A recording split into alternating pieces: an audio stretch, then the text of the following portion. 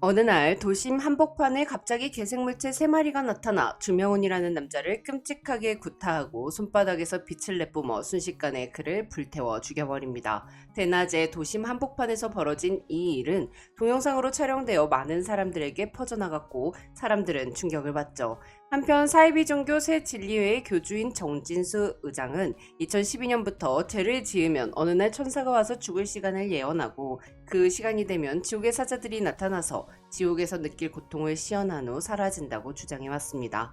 주명훈 사건 이후 정진수는 신이 직설적으로 지옥의 모습을 보여주고 있으니 신의 의도대로 우리는 모두 더 정의로워야 한다고 말하죠. 하지만 주명훈 사건을 조사하던 경찰 진경호는 정진수의 말을 비웃으며 뜯겨 죽을까봐 선하게 사는 걸 정의라고 할 수 있냐고 묻습니다. 이에 정진수는 공포가 아니면 뭐가 인간을 참회하게 하냐고 되묻는데요. 한편 새진리회를 추종하는 화살촉이라는 단체는 해골 가면을 쓴 남자를 필두로 죄를 지은 사람들 또는 새진리의 교리를 비판하는 사람들을 폭행하면서 자신들이 신의 의도를 대신하고 있기에 자신들은 정의롭다고 주장하는 인터넷 방송을 하죠.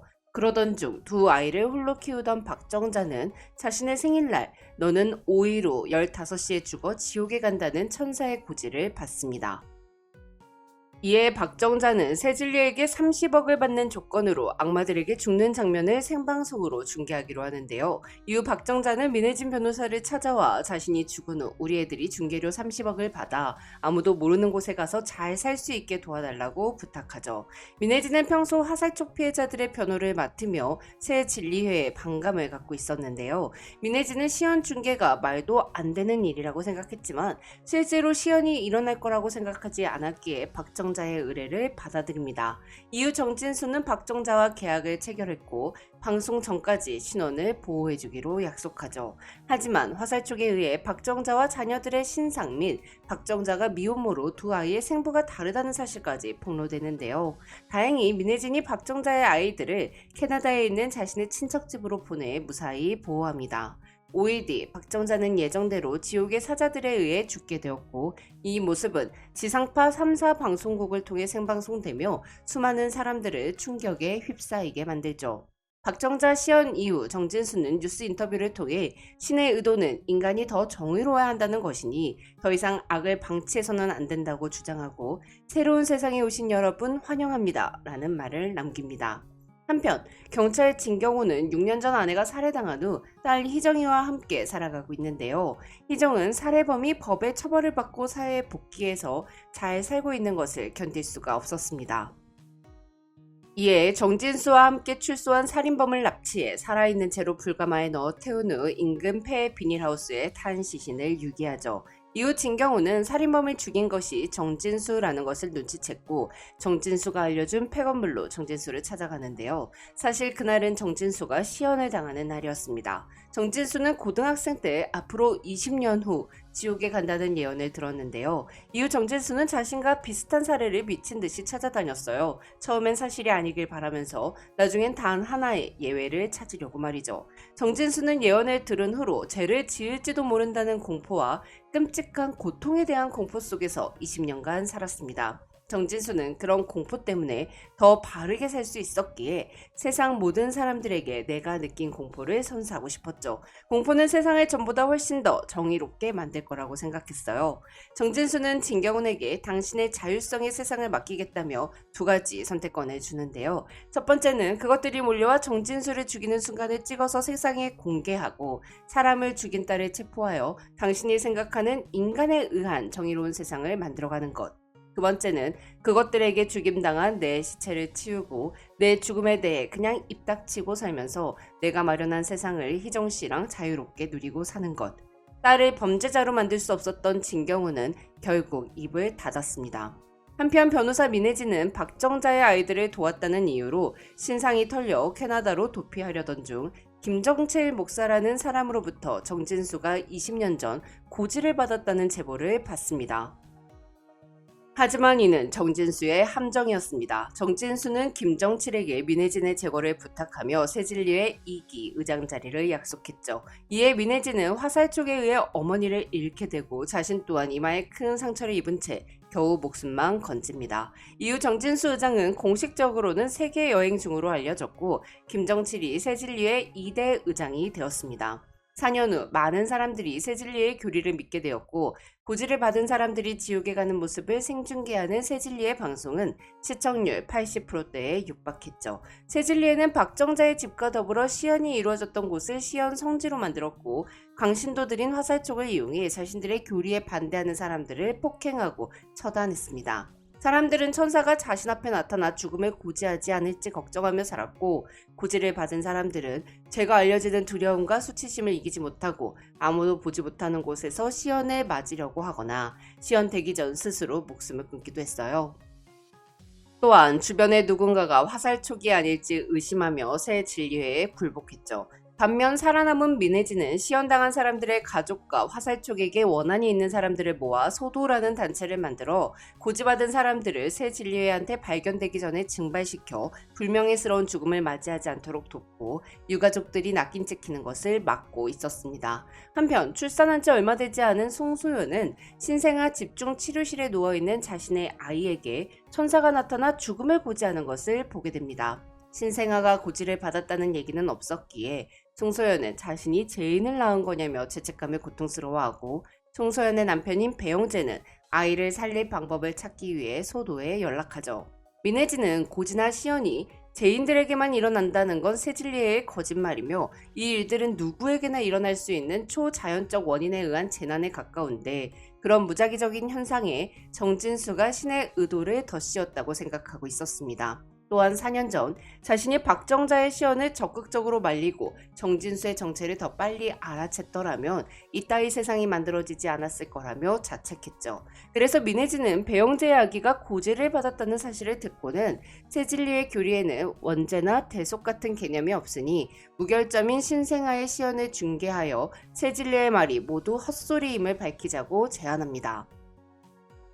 사람들이 박정자의 시연을 보고 정진수의 말을 믿었듯 새진리회를 부정하기 위해서는 또 다른 박정자가 필요하다고 생각했어요. 이에 배영재는 한 살도 안 된 애가 고지를 받고 죽게 생겼는데 애 죽는다니까 이때다 싶은 거냐며 당신들이 새진리회와 다를 게 뭐가 있냐고 분노하죠. 반면 송소연은 아기가 왜 그런 고지를 받아야 하는지 묻기 위해 아기를 데리고 새진리회에 찾아갑니다. 새진리회에서는 이 사실을 숨기기 위해 송소연과 아기를 격리시키려고 하고 때마침 도착한 민혜진과 배영재가 송소연과 아기를 구해내죠. 민혜진은 오래전에 고지를 받고 시연을 기다리고 있는 이동욱의 집으로 배영재의 가족을 숨겼습니다. 그리고 배영재와 송소연의 동의를 받고 아기가 고지를 받는 영상을 인터넷에 올리고 죄 없는 아기의 시연 순간을 실시간으로 중계할 것이며 새진리회는 이 끔찍한 재앙이 신의 심판이라고 거짓말하는 것을 멈춰달라고 경고하죠. 한편 이동욱은 3년 전 고지를 받기 전까지 새진리회의 광신도로 화살촉 방송을 했던 해골가면이었습니다. 이동욱은 고지받은 자신의 죽는 시간이 배영재의 아기가 시험받고 난 5분 뒤라는 것에 의문을 갖고 김정칠 의장에게 전화를 걸어 이게 신의 어떤 의도인지 묻습니다. 김정칠 의장은 유지사제가 배영재 아기를 놓치고 민혜진이 아기의 시연을 생중계한다는 소식에 똥줄이 타던 찰나 이동욱의 전화가 걸려오자 이건 신이 실수를 하고 그 실수를 덮기 위해 이동욱을 선택한 것이니 당신은 메시아라고 둘러댑니다. 이에 이동욱은 기뻐하며 아이와 배영재 부부를 죽여 새진리의 거짓을 덮으려 했으나 다행히 배영재 부부와 아이는 이동욱으로부터 탈출하죠. 하지만 이동욱이 소도 사람들을 죽이는 바람에 배영재의 아기 시연은 생중계되지 못했습니다. 그러나 송소연이 아기를 데리고 아파트 광장으로 나가 주민들에게 아기가 고지를 받았다는 사실을 알렸고 이 장면은 사람들의 핸드폰을 통해 방송되었죠. 아기의 시연 시간이 오자 지옥의 사자들이 나타났고 배영재와 송소연은 아이를 지키기 위해 두 사람의 품 안에 아이를 안고 떨어지지 않았어요. 지옥의 사자들은 세 사람을 불태우고 자리를 떴는데요. 그런데 그 순간 불타버린 배영재와 송소연의 시신 사이에서 살아있는 아기의 울음소리가 들립니다. 그렇게 배영재와 송소연은 아이를 살려냈죠. 이후 민혜진은 새진리의 눈을 피해 살아있는 아이를 안고 택시를 타고 도망치는데요. 이 사건으로 새진리의 교리에 반발을 갖고 있던 사람들이 목소리를 내기 시작했습니다. 또한 세진리의 교리가 모두 거짓이었다는 것을 증명이라도 하듯 시연당해 죽었던 박정자가 시연이 펼쳐졌던 주택가 무대에서 알몸으로 부활하며 지옥 시즌1은 끝이 납니다. 죄 없는 신생아의 시연이 일어난 지 4년 후 세진리의 세력이 약해진 틈을 타 화살촉이 아기 시연의 해석을 선점하여 세를 불렸는데요. 화살촉은 아기가 살아난 것은 배영재와 송소연이 생애의 마지막 순간에 회심하여 스스로 신의 단죄를 받고 지옥으로 갔기 때문이라고 했습니다. 그러면서 고지를 받은 사람의 시연에 동참하여 한쪽 팔을 잃은 햇살반 선생님 오지원을 필두로 사람들을 선동하여 시연에 동참해 죄를 씻어내자는 교리를 펼칩니다. 이에 사람들은 고지받은 사람이 지옥의 사자들에 의해 불태워지는 순간 시연당하는 사람의 위로 올라가 함께 불타 죽었습니다. 또한 화살촉은 신의 의도를 대신한다는 명분으로 테러를 일으키고 재판 결과가 마음에 들지 않으면 판사들까지 공격하며 법 제도 자체를 부정했죠. 한편 세진리에는 박정자가 부활했다는 사실을 숨기기 위해 4년간 그녀를 감금하고 24시간 CCTV로 감시했습니다. 박정자는 무슨 소리인지 모를 얘기만 늘어났고 그저 애들 이름만 불러댔기에 세진리에는 박정자를 통해 지옥에 대한 그 어떤 정보도 얻을 수가 없었죠. 한편 김정칠 의장이 화살촉 무리에게 공격을 받은 날 정무수석 이수경이 김정칠 의장을 찾아옵니다. 정부는 화살촉의 세력이 더 커져 아무 원칙도 없는 무정부 세상이 되기 전에 최소한의 통제가 가능한 세상을 만들고자 했습니다. 이에 이수경은 부활한 박정자의 입을 통해 새로운 사회의 교리를 공표해보자고 김정칠에게 제안하죠. 이수경의 제안을 받아들인 김정칠은 시연을 당했던 정진수 의장이 부활해서 돌아온다면 사람들은 정진수를 믿을 것이기에 정진수를 먼저 확보하고자 정진수가 시연당한 장소를 알고 있는 진경훈 형사를 찾습니다. 한편 진경훈은 4년 전 정진수가 시연당한 이후 그의 시신을 치우지 않고 그대로 건물에서 나와 딸의 죄를 밝히는 대신 형사를 그만두고 일용직을 하며 숨어 살았습니다. 희정이는 암이 재발하여 3개월밖에 살 날이 남지 않은 상태에서도 정진수의 신의 의도를 절실히 믿었기에 진경훈은 딸의 믿음을 부수지 못하고 정진수가 시연당했다는 걸 희정에게 숨기며 거짓을 지켰죠. 정부의 전폭적인 지원을 받은 세진리에는 진경훈을 금세 찾았는데요. 하지만 소도의 민혜진이 세진리에 심어놨던 정보원을 통해 세진리가 진경훈을 쫓는다는 사실을 알아내고 진경훈과 희정이를 소도의 비밀기지에 숨겨주죠. 한편 송소연과 배영재의 살아남은 아기 재현이도 소도의 비밀기지에 있었는데요. 소도 사람들은 재현이를 통해 이 상황을 설명할 무언가를 찾아야 한다고 여겼기에 5살이 된 재현이를 외부와 단절된 채로 24시간 감시하고 매달 DNA 검사, 혈액 검사, 심리 검사를 받게 했습니다. 이에 민혜진은 재현이가 기한 없이 정상적이지 않은 환경에서 자라는 것을 반대했는데요. 하지만 소도는 자신들의 가장 강력한 사상적 무기가 될 아이를 그냥 풀어줄 생각이 전혀 없었죠. 한편 세진리에는 민혜진이 진경훈을 데려가자 이슈를 선점하기 위해 그날 저녁 생방송을 통해 박정자가 되살아난 것을 알리고 박정자를 죄인이 아닌 부활자로 명명하겠다고 공표하며 3개월 후 대부흥회를 통해 박정자 부활자가 직접 새로운 신의 의도를 발표하여 불충한 무리들에 의해 더럽혀진 의도를 바로잡겠다고 알립니다. 이후 김정칠은 3개월 후 박정자를 대부흥회에 세우기 위해 입을 열지 않는 박정자에게 은유리와 하유리를 가지고 협박하죠. 온 세상이 당신 부활 소식을 알게 됐으니 은유리, 하유리도 알게 될 테고 그런 민혜진이 아무리 꽁꽁 숨겨놨어도 제발로 엄마를 찾으러 오지 않겠냐고 말이죠. 시연당하기 이전에도 후에도 아이들을 지키는 게 가장 중요했던 박정자는 어쩔 수 없이 대부흥회 무대에 오르기로 합니다.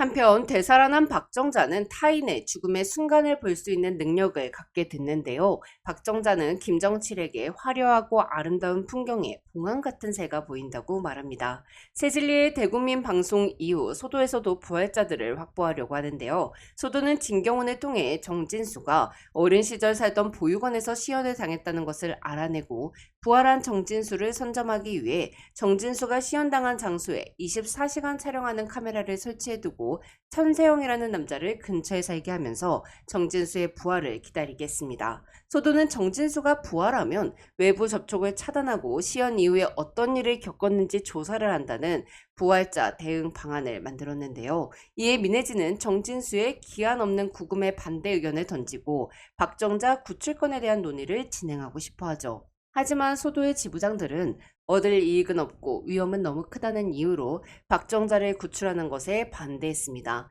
미네즈는 엄마를 아이들한테 데려다 주겠다는 건 따로 설명이 필요한 일이 아니라고 여겼지만 소도는 더 이상 고지받은 한 명을 구하고자 몇 명씩 희생하며 싸우던 집단이 아니라 이에 득실을 따지면서 정세 판단을 하는 조직이 돼버렸어요. 한편 3개월 후 정진수가 부활했고 천세영은 보육원에서 나온 정진수를 우연히 마주친 척하며 자신의 집으로 데리고 옵니다. 시연당하기 전의 기억을 모두 갖고 있는 정진수는 천세영의 컴퓨터로 자신이 시연당한 이후의 세상을 검색해봤고 천세영이 자신을 소도에 넘기려 한다는 걸 알아냈죠. 화살촉 햇살반 선생님 오지원의 남편이었던 천세영은 누구보다 정진수를 만나고 싶었습니다. 신생아 시연 후 오지원은 화살촉이 주장하는 교리에 가하게 빠져 고지받은 사람과 함께 시연을 받아 신께 내 죄를 모두 고하겠다며 집을 나가 시연에 동참했고 한쪽 팔이 불태워졌음에도 내 죄를 용서받았다고 기뻐했습니다. 그리고는 끝내 두 번째 시연 동참에서 전신이 불태워지며 사망합니다. 아내가 광신도가 되어가는 것을 막지 못한 천세영은 정진수가 심어놓은 생각 때문에 아내가 파멸했다고 여겼기에 정진수가 부활하면 왜 세상을 이렇게 만들었는지 이유를 묻고자 임무를 자처했던 거였어요. 천세영의 사연을 들은 정진수는 당신 아내 같은 희생자가 나오지 않는 세상을 만들 수 있는 사람은 나밖에 없다며 세질리에나 소도 두 조직 모두 자신들의 욕망을 위해 이 기묘한 일들을 어떻게 이용할까만 생각하는 놈들이니 화살촉 같은 미친 광신도들을 바로잡을 수 있는 사람은 그들에게 절대적인 지지를 받고 있는 자신이라고 천세영을 꼬드깁니다. 정진수의 새치어에 속아버린 천세영은 정진수를 소도에 넘기지 않고 소도의 추적을 피해 정진수를 화살촉의 리더 바람개비에게 데려간 후 화살촉에 의해 죽임을 당하는데요. 사실 정진수는 더 이상 세상이 어떻게 되던지 관심이 없었습니다. 정진수는 지옥에서 본 수없이 많은 세상 속에서 어머니를 폭행하던 아버지가 되기도 했고 어린 아들을 버리고 떠난 어머니의 상간남이 되기도 하며 자신을 끝도 없이 찢고 태웠던 괴물에게 쫓겼어요. 근데 되살아난 후에도 거울 속에는 자신을 쫓아오는 괴물이 보였죠. 이에 정진수는 먼저 부활한 박정자를 만나 당신도 괴물을 보는 건지 도대체 언제까지 계속되는 건지 끝이 나기는 하는 건지 물어보고자 화살촉을 이용하려 했던 거였죠. 그렇게 정진수는 박정자를 만나기 위해 화살촉을 대동하고 대부흥회가 열리는 장소로 향합니다. 대부흥회가 시작되자 박정자는 세질리에를 상징하는 민트색 드레스를 입고 무대에 올랐습니다. 하지만 사람들 앞에서 말을 하려는 순간 박정자 앞에서 시공간이 열리며 지옥의 사자 3마리가 나타나죠. 이는 소도가 박정자를 구출하기 위해 대부흥회가 열리는 시각에 시연을 받는 사람을 데리고 왔기 때문이었어요. 박정자의 구출을 반대하던 소도가 구출하기로 결정한 건 소도의 리더 중 한 명인 성집이 이수경의 제안에 넘어갔기 때문이었습니다. 정부는 자신들이 직접 부활한 박정자를 노출하여 신의 의도 따위는 다 거짓이라고 공표를 하게 되면 신의 단죄를 보는 쾌락에 빠져있던 사람들이 그 쾌락을 빼앗아가버린 공권력에 대한 반감을 가질 거라고 생각했습니다.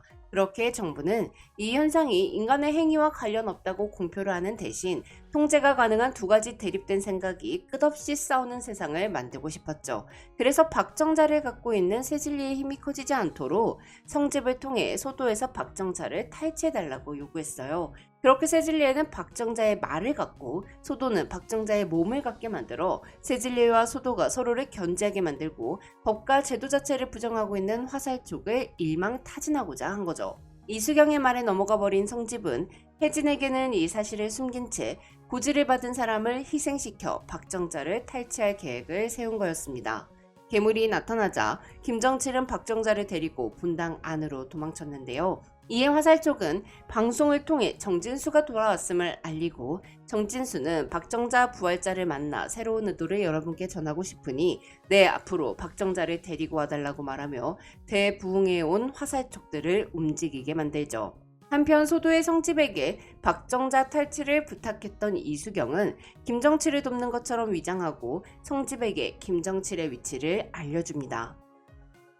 이에 민혜진과 성집은 박정자를 확보하죠. 이후 김정칠은 화살촉들에 의해 죽임을 당하는데요. 김정칠이 죽기 전 마지막으로 본 건 박정자의 예언대로 의장실 천장에 그려진 봉황 그림이었습니다. 한편 화살촉을 피해 민혜진과 함께 숨어있던 박정자는 세상이 망할 거라는 예언을 하면서 민혜진에게 장난감 코끼리 같은 게 보이는 데서 죽을 거라고 예언합니다. 한편 정진수는 김정칠의 통화 내역을 보고는 부활자 프로젝트와 소도의 박정자 탈취가 모두 이수경의 작품이라는 걸 알아냈습니다. 정진수는 이수경에게 전화를 하여 당신들이 함께 세상을 속이라고 하면 속여줄 테니 박정자를 나에게 데리고 와달라고 부탁하면서 지금 내 말 한마디면 정신 나간 화살촉들을 당신들이 원하는 순한 양으로 만들어줄 수도 있고 혹은 그 반대로 만들어줄 수도 있다고 협박하죠.